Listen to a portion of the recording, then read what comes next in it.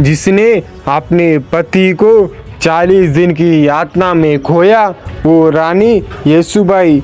क्या आप जानते हैं औरंगजेब ने उसके साथ क्या क्या किया और वो भाग क्यों नहीं पाई कैद से जब वो कैद हो रही थी?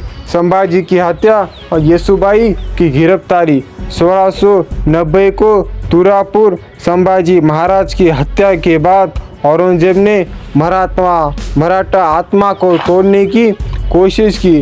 रायगढ़, जहां संभाजी महाराज का सारा परिवार रहता था, उस पर हमला हुआ। येसुबाई और उनके बेटे शहू को बंदी बना लिया गया। ये सिर्फ एक परिवार नहीं, एक विचारधारा पर हमला था। वो क्यों नहीं भाग सकी कैद से जब रायगढ़ पर थी? भागना आसान नहीं था। रायगढ़ पहले से ही घिर चुका था, चारों तरफ से मुगल ने घेर लिया था। महल के रास्ते बंद थे और येसुबाई अकेली नहीं थी और उनके साथ उनका बेटा था, मराठा का उत्तराधिकारी। एक माँ अपने बेटे को छोड़कर कैसे भागती? और अगर भागती तो मुगल प्रचार करते कि रानी डरकर भाग गई।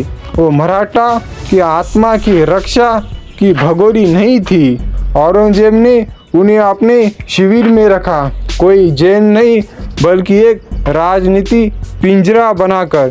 वहाँ उन्हें धर्म बदलने का दबाव बहुत दिया गया।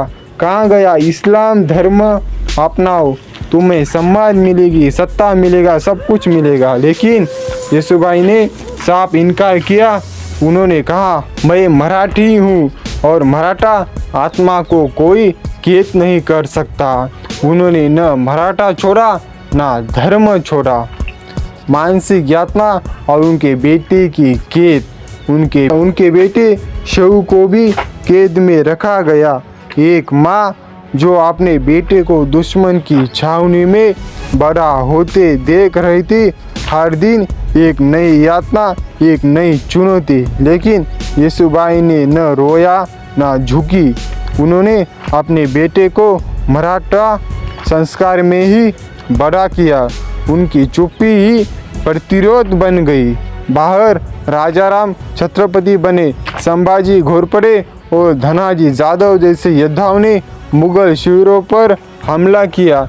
येसुबाई की कैद मराठा प्रतिशोध का प्रतीक बन गई। हर सैनिक जानता था, जब तक रानी कैद में है, लड़ाई अधूरी है। औरंगजेब की मृत्यु और येसुबाई की रिहाई हुई। 1760 में औरंगजेब की मृत्यु हुई।